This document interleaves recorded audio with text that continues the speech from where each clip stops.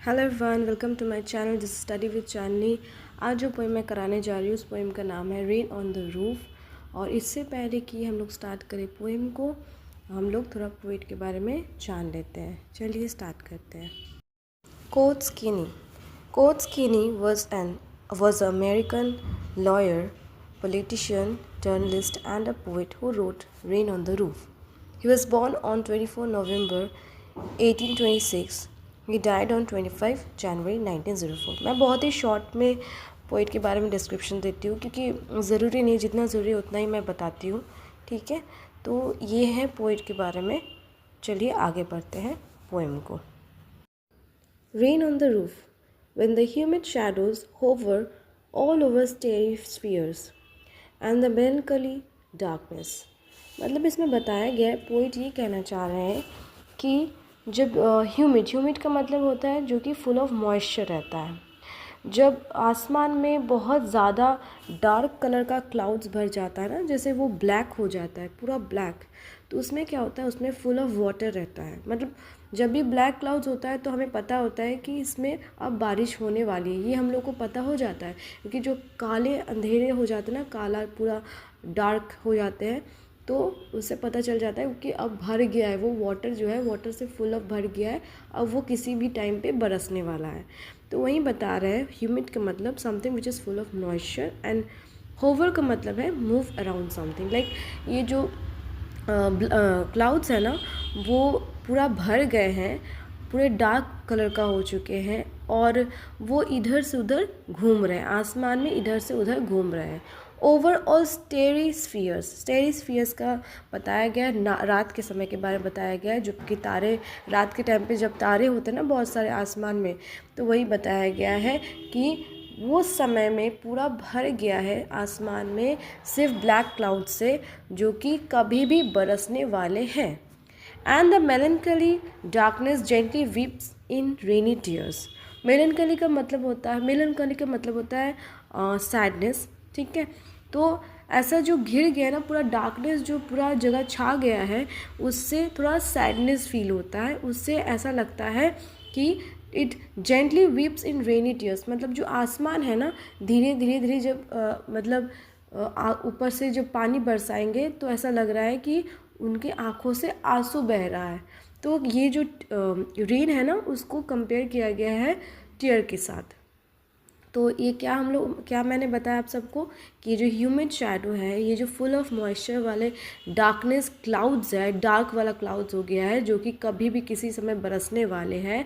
और पूरे आसमान में जो रात के समय होते हैं, पूरा तारा है, यहाँ पे पूरा स्टार्स है, और उसी समय जब ये इस तरह से घिरा हुआ है, ऐसा लग रहा है डार्कनेस को एज अ फील हो रहा है, सैडनेस का फील हो रहा है।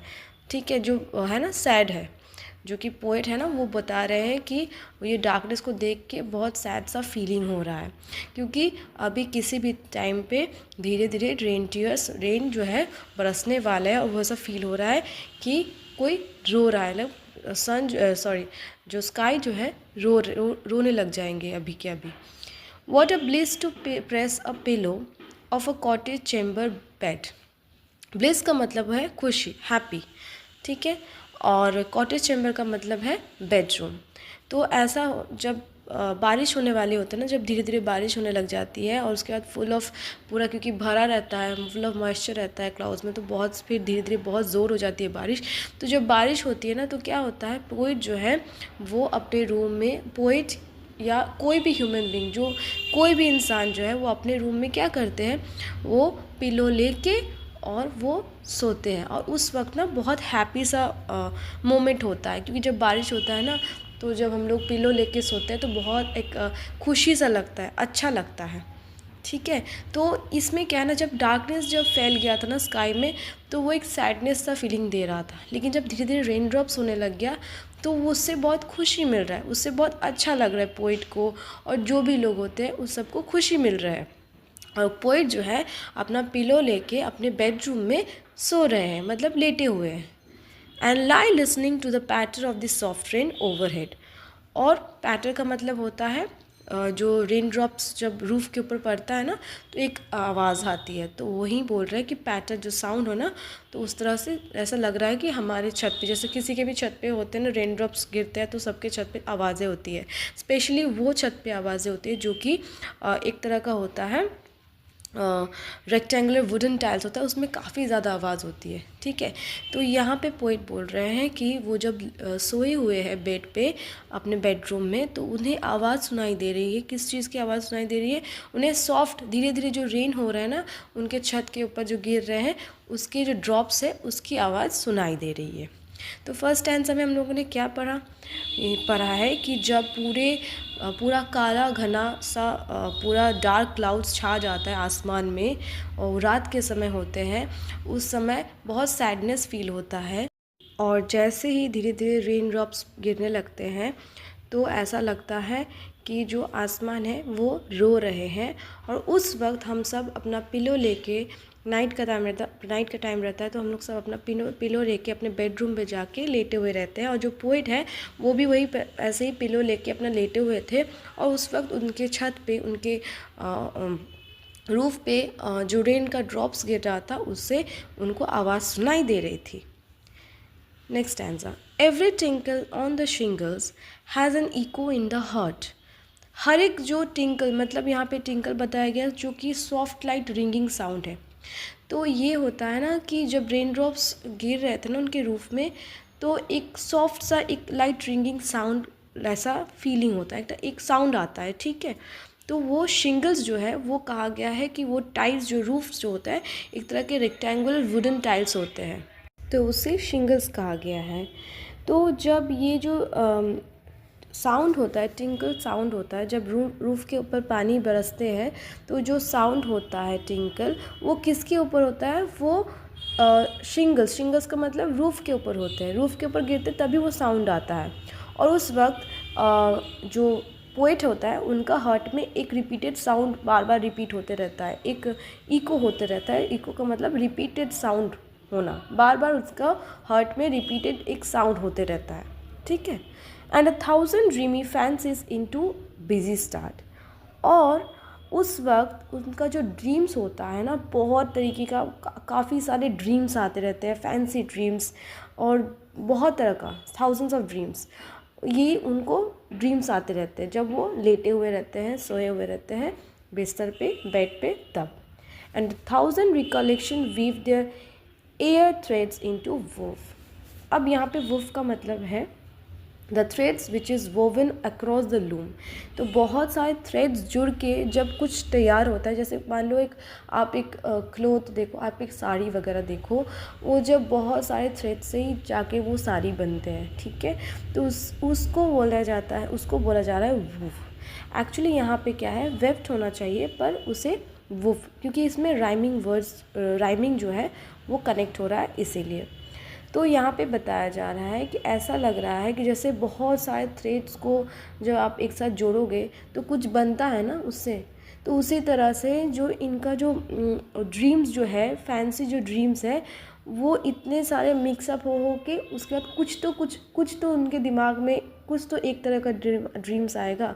जब बहुत सारे ड्रीम्स इकट्ठा मिक्सअप हो के उसके बाद एक बहुत खूबसूरत सा उनका दिमाग में ड्रीम्स आता है, तो इसी तरह वो कनेक्ट कर रहे हैं कि अपने ड्रीम्स के साथ वो एक इस चीज़ को, वीविंग को कनेक्ट कर रहा है। जैसे वीविंग में बोल रहा है कि काफ़ी सारा थ्रेड जब आप एक साथ करोगे, सबको मिक्सअप करके, तो कुछ तो बनेगा। उसी तरह से बहुत सारा ड्रीम्स, 1,000 ऑफ ड्रीम्स तो आ रहा है, लेकिन उसको मिक्सअप करके तो कुछ तो अच्छा सा ड्रीम्स बनेगा।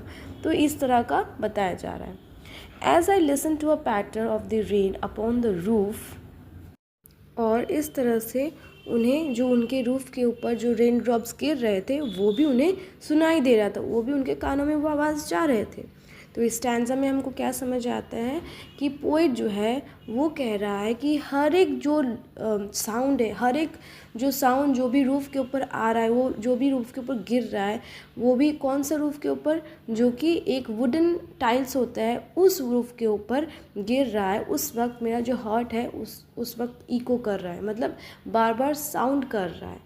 और उसी समय क्या होता है, मेरे दिमाग में, पोइट ये कह रहा है, मेरे दिमाग में 1,000 and thousands of dreamy fancy dreams आ रहे हैं। जिस तरह से थाउजेंड्स को थ्रेड को जोड़ के किसी कोई भी चीज़ बनती है, उसी तरह से मेरे दिमाग में थाउजेंड फैंसीज, ड्रीमी फैंसीज आ रहे हैं।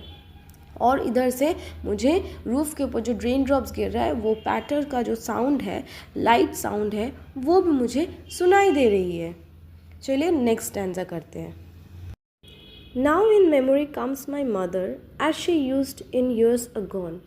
अब जो पोएट है वो जब सो रहे हैं, उनके जो ड्रीम है उसमें क्या आ रहा है, उसके ड्रीम्स में मतलब एक मेमोरी आ रहा है जो कि उनके माँ के बारे में है, जो कि बहुत साल पुराना बात है कि एक जो बहुत पुराने टाइम में जो क्या होता था उनके साथ जब रेन होते थे वो उन्हें याद आ रहा है, तब उनका माँ उनके साथ क्या करती थी वो याद आ रहा है। ठीक है, तो ये जो मेमोरी है उसका माँ का मेमोरी उसके दिमाग में, पोइट के दिमाग में आ रहे हैं।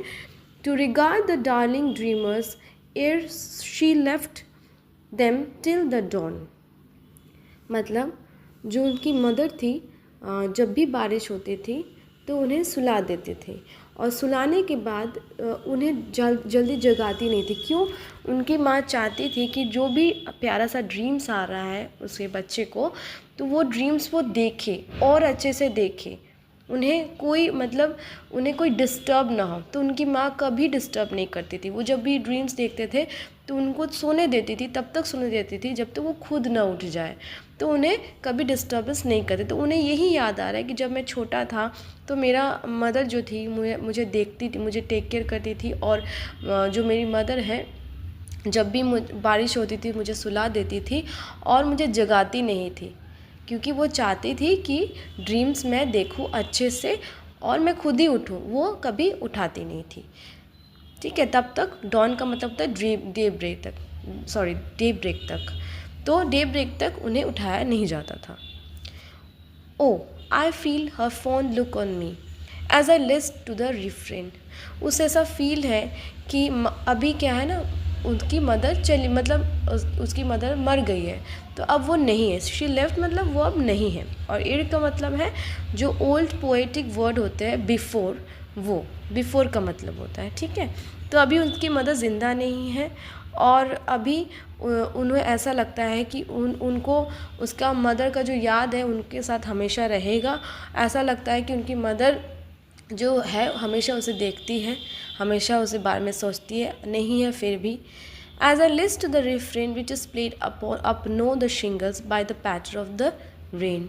और बोल रहे हैं कि उन्हें वो जो आवाज़ है ना जो शिंगल्स के ऊपर पड़ रही है, जो कि आपका जो रेन ड्रॉप्स है, वो जो पैटर जो साउंड है वो अभी भी उन्हें सुनाई दे रही है कि उनके छत के ऊपर, मतलब उनके रूफ़ के ऊपर अभी भी वो रेन ड्रॉप्स गिर रहे हैं, और वो जो साउंड है उन्हें अभी भी सुनाई दे रही है।